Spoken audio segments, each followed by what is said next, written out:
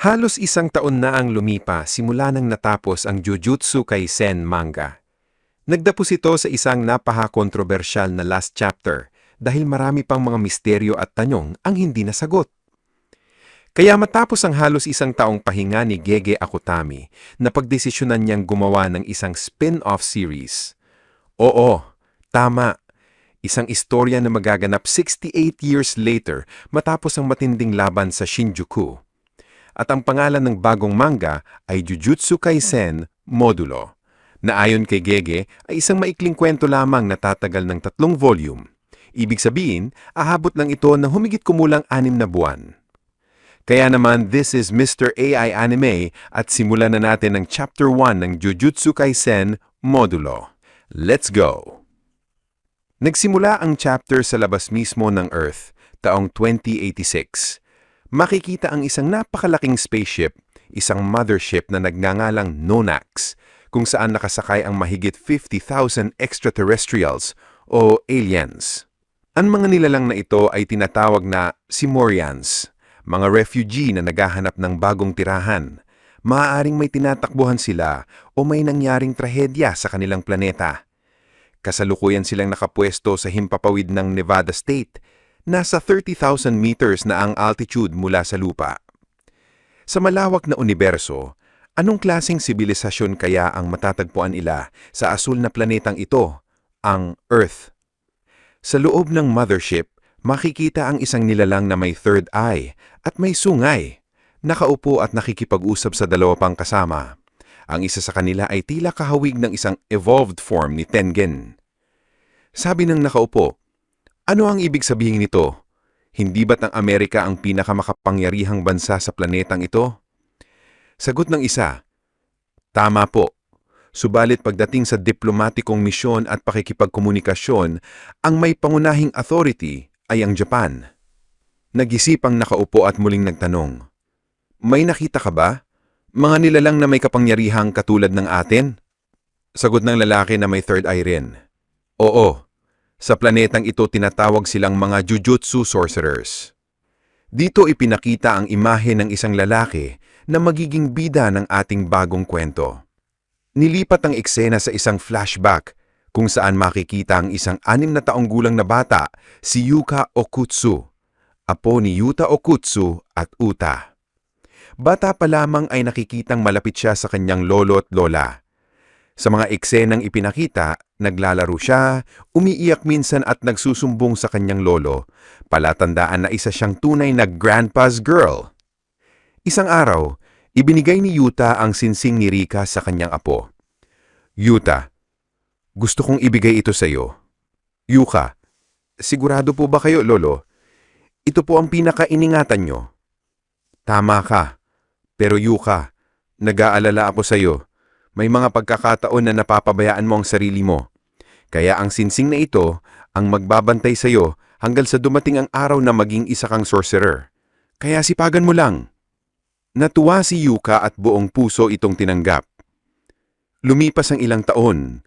Nang si Yuka ay 10 taong gulang, pumanaw ang kanyang lola na si Uta. Sa funeral makikita ang matinding lungkot sa pamilya. Ayon kay Yuka, simula nang mamatay si Maki, unti-unti nang humina si Yuta. Hindi nila inaasahan na mauunang mamatay si Uta kaysa kay Yuta. Iniyakap ni Yuka ang ataol at nangakong, Lola, magiging malakas ako, kagaya ng lolo ko noon. Matapos nito, lumipat ang eksena sa isang babae mula sa Gojo clan na posibleng ina ni Yuka. Sinabi niya, akin ang sinseng. Simula na ngayon, ang kuya mo na ang magmamay-ari nito. Nagulat si Yuka. Bakit? Hindi pwede. Ibinigay ito mismo sa akin ni Lolo. Sagot ng babae. Ang sinsing na iyan ay isang cursed object na nakarehistrado sa Gojo Clan Curse Warehouse. Hindi mo ito maaaring angkinin. At wala raw karapatan si Yuka na magmay-ari ng singsing dahil tanging si Tsurugi lamang ang karapat-dapat na magmay-ari nito. Matapos niyan ay nakita naman ni Yuka ang kanyang kuya at mariin niyang sinabi, ibalik mo yan, Tsurugi. Ang singsing na yan ay napaka-importante sa amin ni Lolo. Makiinita si Okotsu Tsurugi na 16 na taong gulang na sa panahong yon at sumagot, "Huwag mo akong tignan ng ganyan. Hindi ako ang nagdesisyon nito." Nag-init ang ulo ni Yuka at sinubukan suntukin si Tsurugi. Sigaw niya, "Kaya ibalik mo yan." Ilang minuto ang lumipas, maririnig ang malalakas na palo. Makikita si Yuka na umiiyak, puno ng mga band-aid ang mukha. Habang iniisip niya ang sinabi ng babae kanina, na si Tsurugi lamang ang nararapat na magmay-ari ng singsing. Lumipas ang panahon at mas lalo pang nagpursigi sa Yuka sa pagsasanay. Paulit-ulit niyang sinasabi sa sarili, "Magiging mas malakas pa ako at ipapakita ko sa kanila. Patutunayan ko na ako ang karapat-dapat sa singsing na ito." Makalipas ang ilang taon, lumipat ang eksena sa isang grupo ng mga kabataan na naglalaro ng video games. Maririnig ang isang lalaki na nagsalita, "Ang mga kabataan ba ngayon ay naglalaro pa rin ng mga retro games?" Sagot ng isang bata, "Siguro po, pero mas bihira na, lalo na sa mga babae. Hindi sila gaanong naglalaro ng mga ganito." Sabi naman ng lalaki, "Ang galing mo sa larong yan." Sagot ng bata, "Sa bahay kasi namin, nakakalaro lang ako ng 1 oras bawat araw. Pero kapag nasa bahay ako ng kaibigan ko tuwing weekend, nakakalaro kami ng buong araw. Ang mga magulang niya pa nga ang bumibili ng mga additional downloadable game contents. Pero sa amin, masusungit ang mga magulang ko. Kahit sa panonood lang ng videos, 30 minutes a day lang ang pinapayagan sa akin." Bigla namang namatay ang karakter ng bata sa laro. Kaya tanong ng lalaki, "Dapat ba talagang nilalaro ng isang bata ang ganitong klase ng laro?" Nagtaka ang bata. "Bakit naman po?" Sabi ng lalaki. "Kasi namamatay sila, di ba? Hindi ba't masama yun?"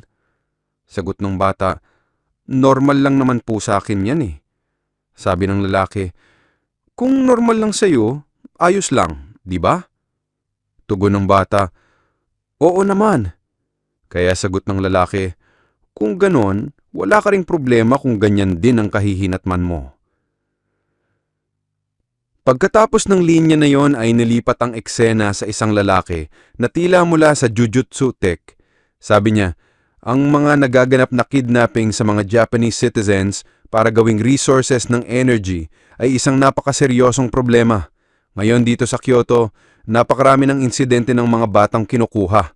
At dahil ang mga pulis ay hindi pa nakakakuha ng kahit anong lead o natutunto ng mga nangunguha, iniisip namin na maaring may mga sorcerers ang sangkot dito. Kaya gusto ko kayong tatlo na mag-imbestiga sa pinangyarihan ng kidnapping at i-report ang kahit anong lead, gaano man ito kaliit, sa mga higher-ups. Kausap ng lalaki si Tsurugi na 17 years old na at si Yuka na 16 years old. Ipinakita dito na may epekto pa rin pala ang ginawa ni Kenjaku noon nang pumunta siya sa Amerika at ipinakilala na ang Japan ay may kakaibang energy, ang curse energy, na maaring gamitin bilang alternative source ng kuryente, kapalit ng solar o electric energy. Ito rin ang naging dahilan noon bakit pumunta ang mga Amerikano sa Japan sa panahon ng Calling Games para mag-abduct ng mga sorcerers. Tinanong ni Yuka, "Tatlo? Ano bang ibig mong sabihin?" At dito'y pinakita ang isang lalaki na nagpakilala. "Ako si Inspector Marulaval Yelvi. Tawagin niyo na lang akong Maru." Ang lalaking ito ay siya ring nilalang na nakita natin kanina. O baka naman kamukha lang. Malalaman natin mamaya. Sabi ni Yuka, "Isang jujutsu sorcerer mula sa ibang bansa? Napaka-unusual naman ito." Tanong ni Maru, "Ganun ba?" Paliwanag ni Yuka, "Ang curse energy ay emotional na energy na unique lamang sa mga Japanese. Kaya naturally, ang mga sorcerers ay ipinapanganak lamang dito sa Japan. Pero may mga exceptions din, kagaya mo." "Ganun ba? Kaya pala ang mga kidnapping ng Japanese citizens ay may kinalaman sa cursed energy." Sabi ng isang lalaki, "Tama ka. Ang napakataas ng presyo ng mga Japan sa mundo ng human trafficking." Nagkomento naman si Tsurugi, "Uy, teka muna. Ibig mo bang sabihin na walang masyadong alam ang lalaking ito tungkol sa mga bagay na yan?" Kaya sabi ng kasama, "Oo nga eh. Parang nakakaalala tuloy kung tama ba talaga na sumama siya pa sa misyon.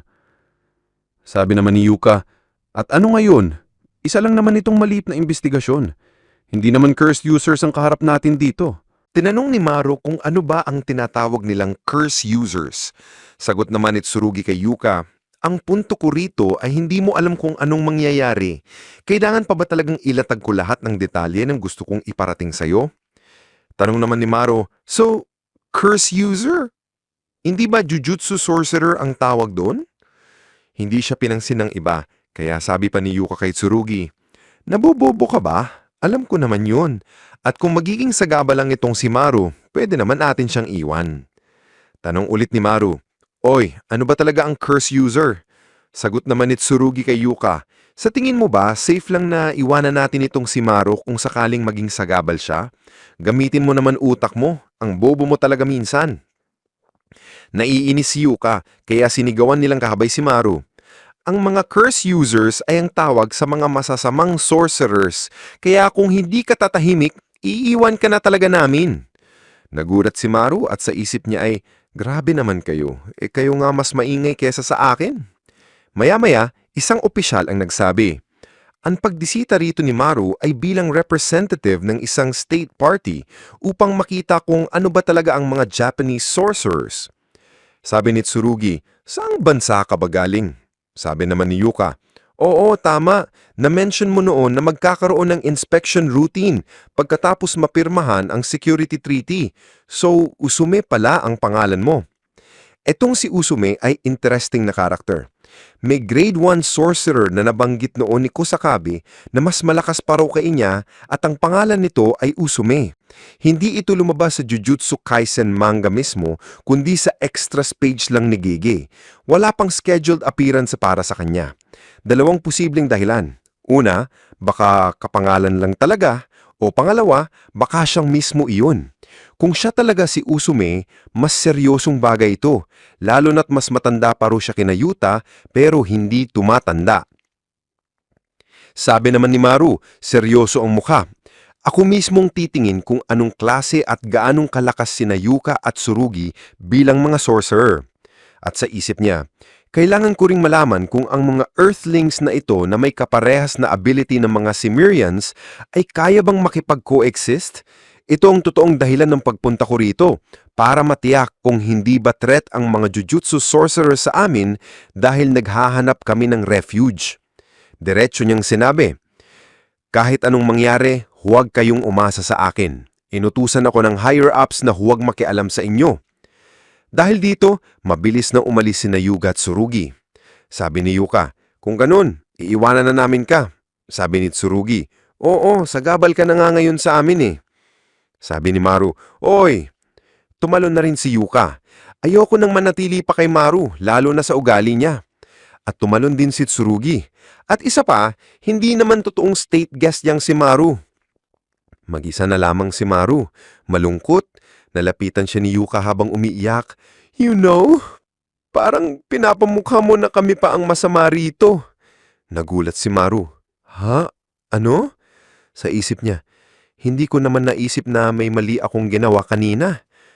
Maya-maya, tumunugan siya ni Maru. Ilang minuto ang lumipas, binilhan siya ni Yuka ng takoyaki. Nasarapan talaga si Maru.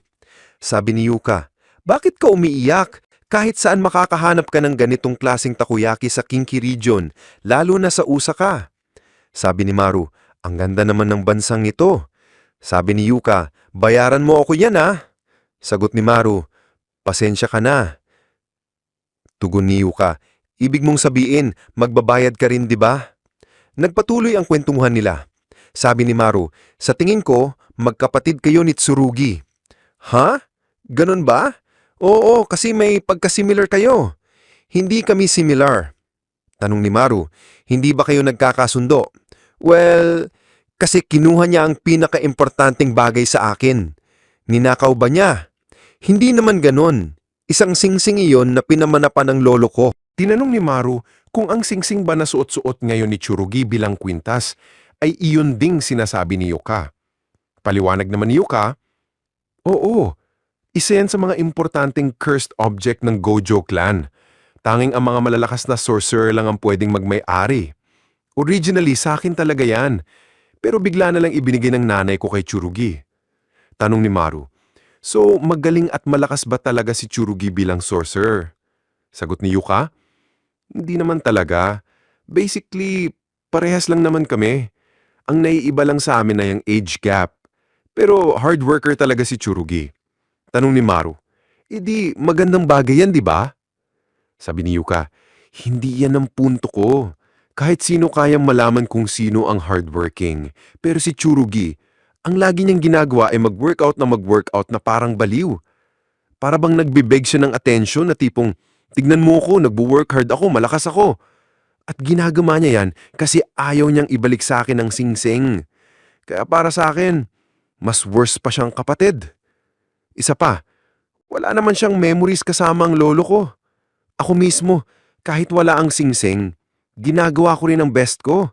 Nag-iensayo ako, pinapakita kong kaya ko pero biglang nalungkot si Yuka. Napansin ito ni Maru kaya sabi niya, kung ganun, kumplituhin na lang natin ang mission ng tayong dalawa lang para mapakita mo sa lahat kung gaano ka kagaling. At since inspector lang naman ako, kung sabay nating gagawin to, magmumukhang ikaw lang ang nakatapos ng mission. Remember, may order sa akin ng higher-ups na huwag makialam. Sabi ni Yuka, alam mo namang bawal lang mag-act ng solo sa ganitong trabaho. Sabi ni Maru, ganun ba? Pero dagdag ni Yuka, pero hindi ko naman sinasabing hindi ko yun gagawin, ha? Ngumiti si Maru. Sabi ni Yuka, teka muna Maru, hindi ka ba bawal tumulong sa mission? Sagot ni Maru, ayos lang naman. Wala namang makakapansin hanggat hindi ako gagamit ng cursed energy. Sabi naman ni Yuka, masyado kang kampante, Maru. Sigurado na ako talaga isa kang foreigner at hindi taga-Japan. Sabi ni Maru, tara na, huwag ka nang tumayo dyan. Kaya minutes later, pinuntahan nila ang area. Napagod sila ng kaka-survey. Sabi ni Maru, wala tayong nahanap. Sabi ni Yuka, well, oo. Ganyan talaga kapag amateur. Parang wala talagang nangyayari sa mata ng mga baguhan. At huwag ka nang humiga sa kalsada ha. Tanong ni Maru, so may hinahanap ka na ba talaga? Makikita si Yuka na may tinitignan sa kanyang bracelet na may hologram.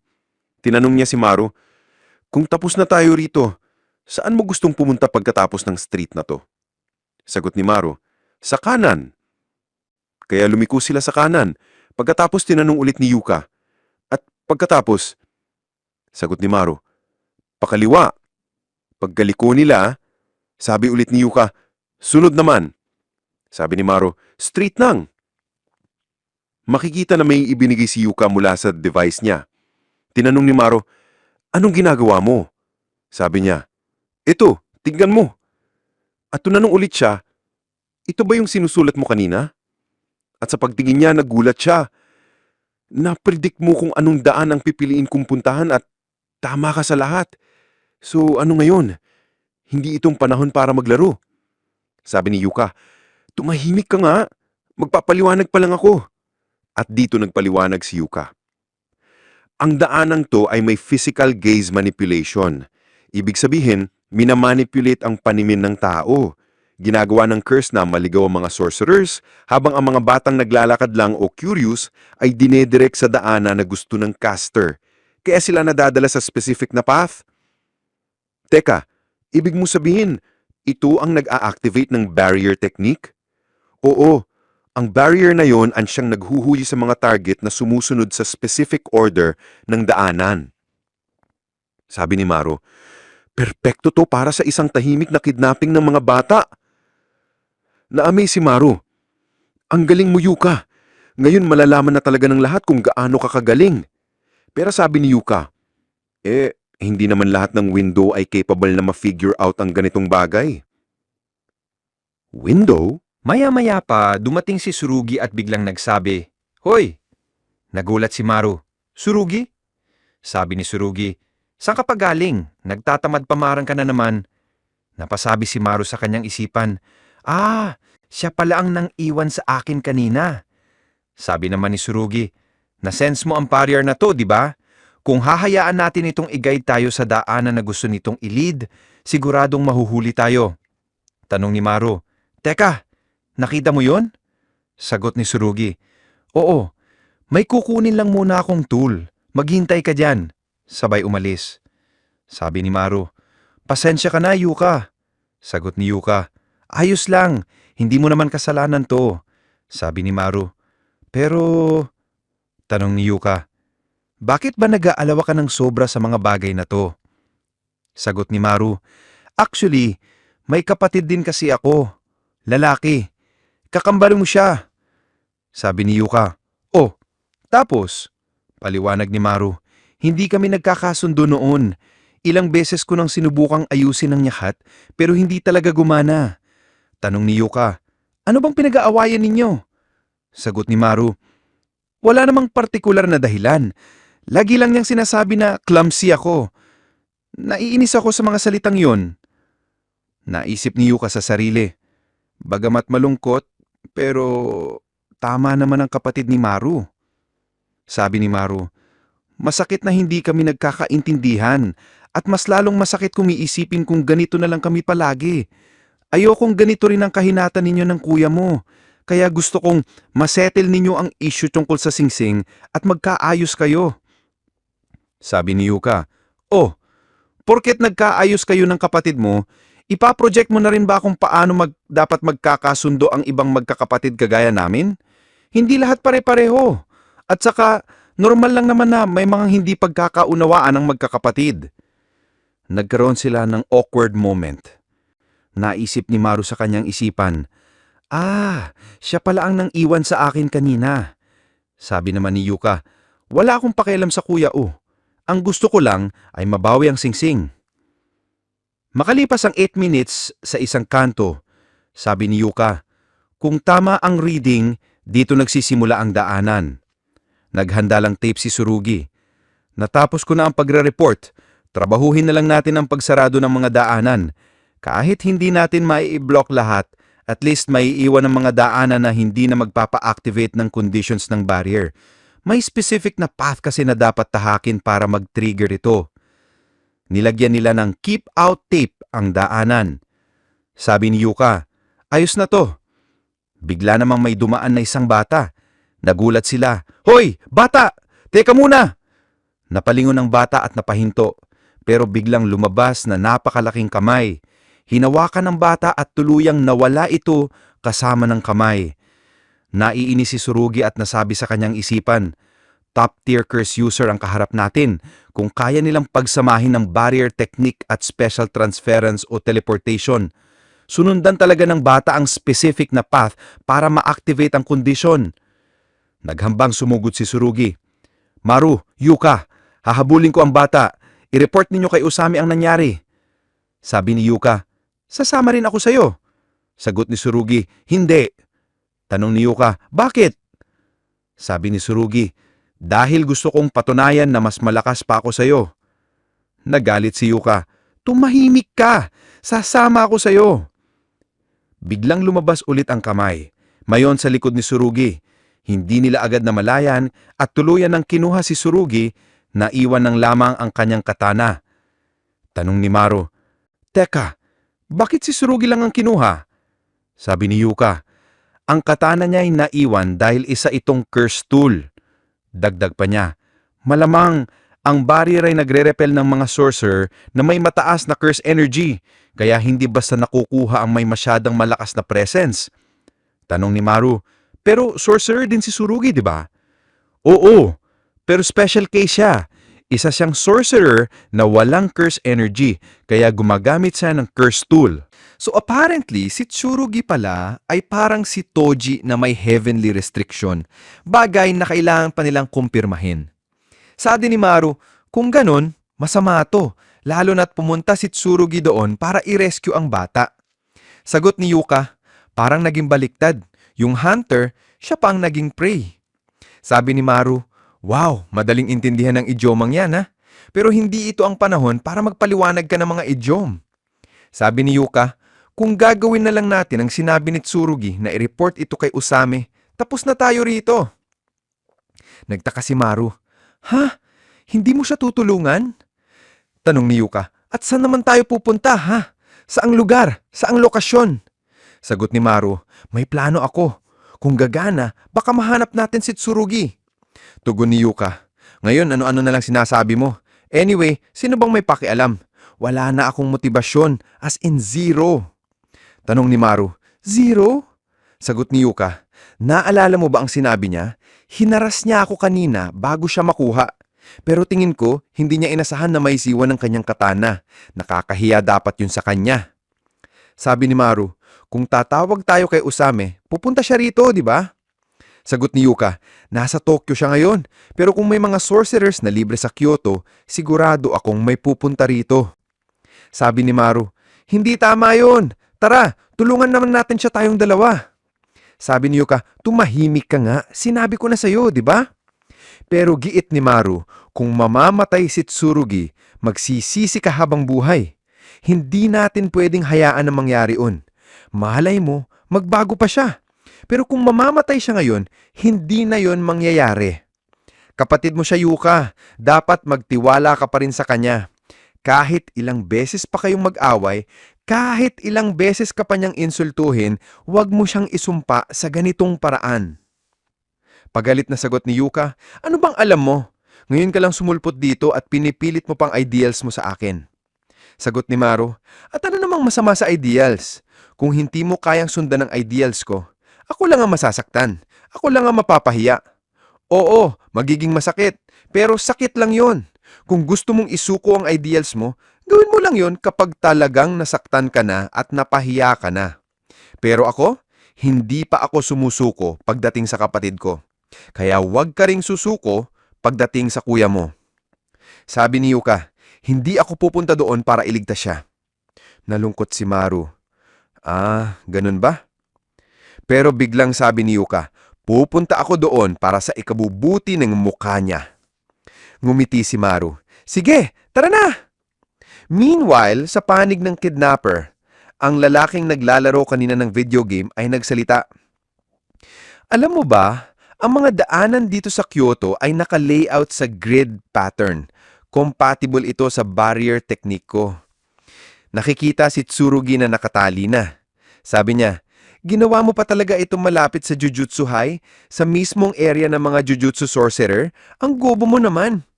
Sagot ng lalaki, so, sino ang bobo ngayon? Hindi mo ba in-expect na pati ang tali ay parte ng transference technique? Automatic na natali ka na na-teleport ka rito. Sabi pa ng lalaki, anyway, titigil na ako sa human trafficking na negosyo. Isa ka ring sorcerer, di ba? Sigurado akong narinig mo na ito. Sabi ni Tsurugi, ha? Anong narinig? Ano bang ibig mong sabihin dyan? Sagot ng lalaki, hindi mo ba talaga alam? Dumating na raw dito ang mga aliens. Sabi ni Tsurugi, so ikaw pala ang klase ng tao na naniniwala sa conspiracy theories. Akala ko mas matalino ka ba dyan? Sabi ng lalaki, sa kasamaang palad, nagsasabi ako ng totoo. Idineklara ng Inspector General na ang nalalapit na pag-invade ng mga extraterrestrials ay itinuturing na nilang threat na kapantay ng isang special grade incident. Parang noong pag-atake ng Ryomen Sukuna 68 years ago. Sabi ni Tsurugi, Ryomen Sukuna? Imposible yan. Isa siyang monster na nagdulot ng napakalaking pinsala sa Inhuman Makyo. Ngiti ng lalaki, ayos. Alam mo pala ang modern history. Maya-maya pa, habang nagpapaliwanag ang lalaki, ipinakita ang posibleng kambal ni Maru na nakatuyok sa loob ng mothership.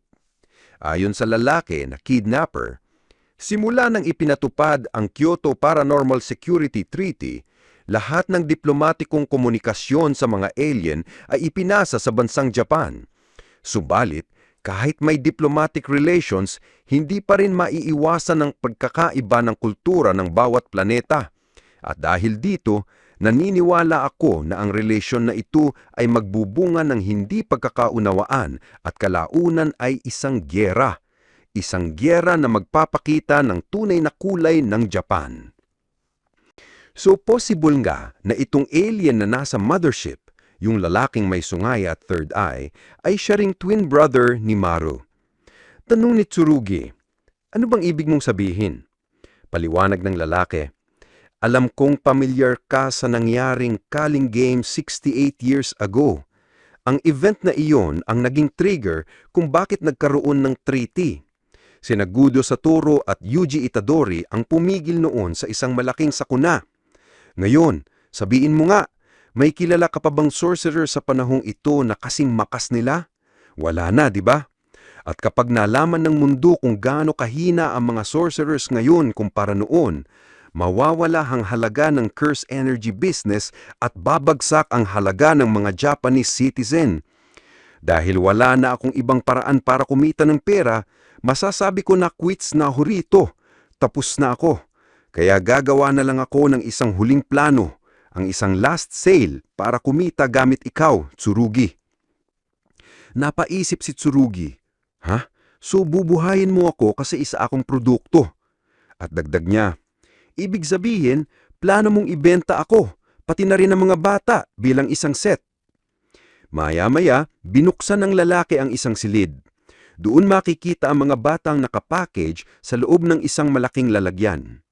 Nagningitin si Tsurugi. Sabi pa ng lalaki, mahina ang curse energy mo pero isa ka pa ring sorcerer. Kaya ilalagay kita sa auction. Mas mataas ang value mo kumpara sa mga batang yan. So hindi pala totally zero curse energy si Tsurugi. Mahina lang talaga ang kanyang curse energy. Ibang kaso kumpara kay Maki. Si Maki Pase ay nagkaroon ng curse energy dahil may kakambal siya na si Mai. Sa mundo ng Jujutsu, ang mga twins ay nila-label bilang iisang individual. Pero si Tsurugi ay wala namang kakambal. Kapatid lang, kaya unique ang kaso niya. Kahit mahina lang, meron pa rin siyang curse energy. Hindi kagaya ni Toji na tunay na zero. Dagdag ng lalaki, nasasawa na ako sa mga bata. Marurumi sila, walang imahinasyon, at bawat salita nila nakakainis. The more na nakikipag-usap ako sa kanila, the more na nahe-hate ko sila.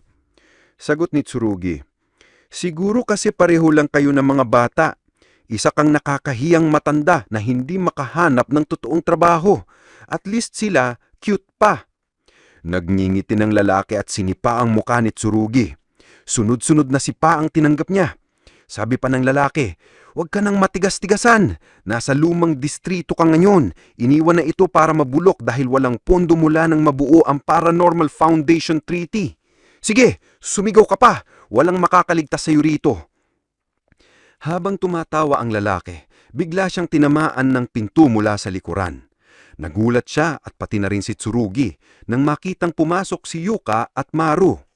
Sa isang flashback, makikita na hinawakan ni Maru ang kamay ni Yuka. Tanong niya, si Tsurugi, kapatid mo, di ba? Sagot ni Yuka, oo. Sabi ni Maru, kung ganon, gagamitin ko ang curse technique ko. Ang curse technique ko ay naghahanap ng balanse, kaya kayang hanapin ng taong may equal match kay Yuka. Sa madaling salita, mahanap ko si Tsurugi. Tanong ni Yuka, sigurado ka bang nagagamitin mo na ang curse energy mo ngayon? Sabi ni Maru, oo, kunti lang, walang makakapansin. Back to the present, nakawala na si Tsurugi sa kanyang katali. Sabi ni Maru sa lalaki, ibalik mo na ang mga bata. Subalit nagulat si Maru nang sabihan ni Yuka si Tsurugi, maglaban tayo. Sabi naman ni Tsurugi, ha? Nabigla naman si Maru sa sinabi ni Yuka. Sabay umatake si Yuka at ang kanyang mga galaw ay mabilis na parang ahas. Agad namang naghanda si Tsurugi at na-deflect ang mga atake ni Yuka. Nang susuntok na sana si Yuka, nataniman siya at nasuntok ni Tsurugi. Naiyak si Yuka at sa kanyang isipan naisip niya, kainis, napakalakas niya talaga. Alam ko naman na grabe ang training ni Tsurugi. Pinunasan niya ang kanyang mga luha at sinabi, sumuko ka, masamang tao. Nainis si Tsurugi at sabi, hoy, ano ba yung ginawa mo kanina? Para saan ba yun? Habang naghahanda ang lalaki, naghanda na rin si Yuka at pumalakpak. Inilabas niya ang kanyang ability na tinatawag na Savage Jaw Strike. Makikitang humaba at tumulis ang kanyang mga kuko na reinforce ng curse energy sa kanyang mga kamay. Sabay inilunsad ni Yuka ang strike sa lalaki.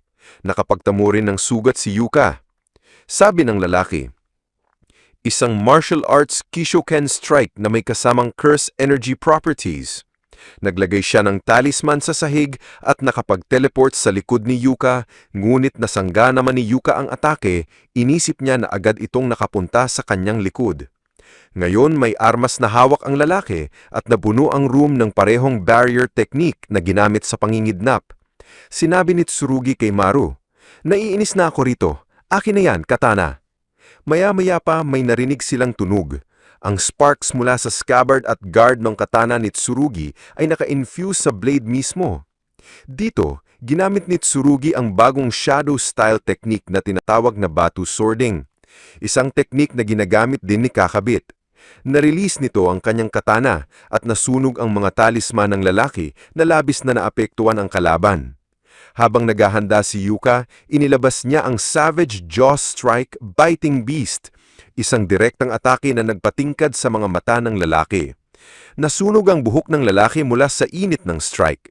Pagkatapos nito, chinek ni Maru ang mga bata at sinabi, "Ayos lang sila, humihinga pa." Sabi ni Tsurugi, "Huwag mo silang hawakan, kailangan nating tumawag ng mga adult." Sinabi niya rin kay Yuka, "Lumakas ka na." Tumugon si Yuka, "Mas pagbubutihin ko pa para maibalik ang singsing sa akin." Sa flashback, 7 taong gulang pa lamang si Tsurugi, laging kalaro at kasama ang kanyang lola. Sinabi ng lola niya, "Magiging kagaya mo pa sa lakas." Sabi ni Tsurugi, "Ganun po ba?"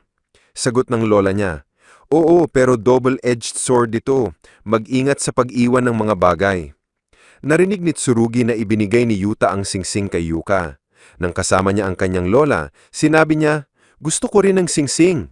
Sagot ng lola, "Ang singsing na yon ay charm na nagpoprotekta at nagpapataboy ng delikadong bagay. Hindi mo na kailangan, malakas ka naman." Ngumiti si Tsurugi. Nang namatay si Uta, ibinigay kay Tsurugi ang singsing at mula noon ay pagmamay-ari na ito.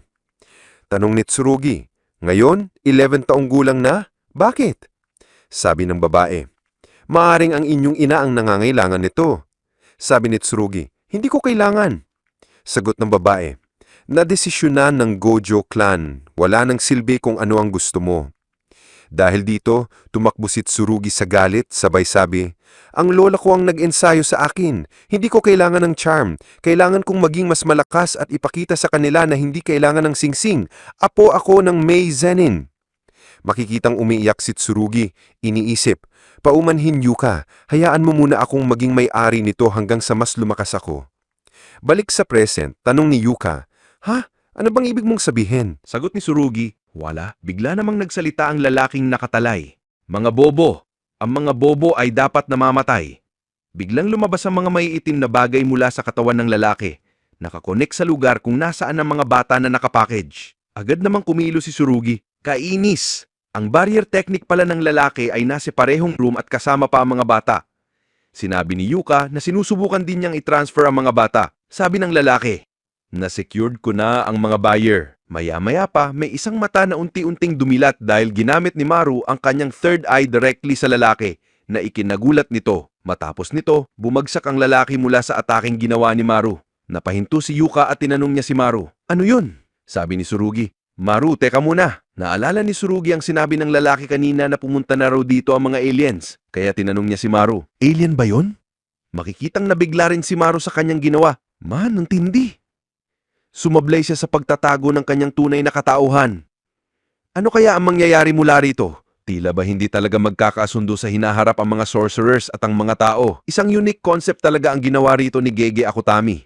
Personally, curious talaga ako kung paano mag-unfold ang kwento mula rito. Marami akong mga questions at theories sa current situation ng mga sorcerers at mga ating mga bida. Para sa akin, magandang start ng chapter na ito at excited na ako sa susunod na chapter dahil mas malalaman natin ang more background info sa current world ng Jujutsu Kaisen. At malalaman natin ang lahat ng iyon sa susunod na chapter. Next week po yan, same day. So yan muna sa ngayon mga kaibigan at we are back for Jujutsu Kaisen reviews once again. Maraming salamat mga kaibigan na umabot kayo sa puntong ito ng video at sana nag-enjoy din kayo. Kaya naman kung nagustuhan yung video, kindly subscribe na rin for more videos like this. Maraming salamat. This is Mr. AI Anime and see you guys again on my next.